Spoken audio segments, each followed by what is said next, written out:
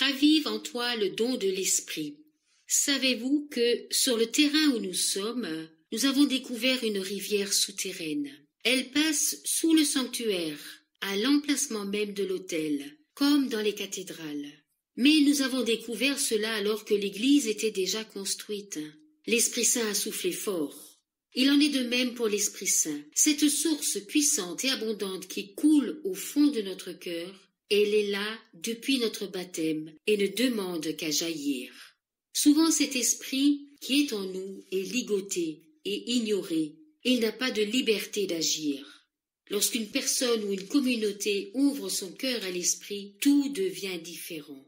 L'embarcation prend le large. Au XIXe siècle, saint Séraphin de Sarov, un grand starets russe, disait que le but de la vie chrétienne est l'acquisition du Saint-Esprit. L'Église catholique a ardemment désiré un renouvellement de l'Église. À l'ouverture du Concile Vatican II en 1962, Jean XXIII appelle une nouvelle Pentecôte sur l'Église, pour un renouveau de l'Église.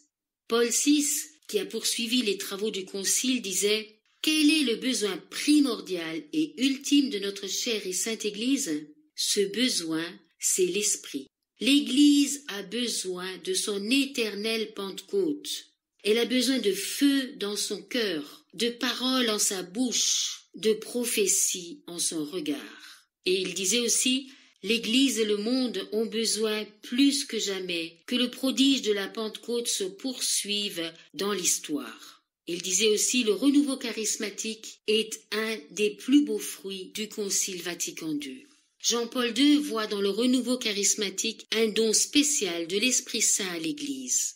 Lorsqu'on regarde le monde superficiellement, on peut être amené au pessimisme. Or, Jean-Paul II nous dit qu'avec le 3e millénaire, Dieu prépare pour le christianisme un grand printemps que l'on voit déjà poindre. Nous avons sans cesse besoin de raviver ce don de Dieu qui est en nous, car ce n'est pas un esprit de peur que Dieu nous a donné, mais un esprit de force, d'amour et de maîtrise de soi. Le Seigneur m'invite à raviver le don de l'esprit, à me préparer à une nouvelle Pentecôte, à la désirer ardemment, à la préparer. Le pape François, lui, nous dit aujourd'hui, le renouveau charismatique est un courant de grâce. Il n'a pas de responsable comme peuvent en avoir les mouvements.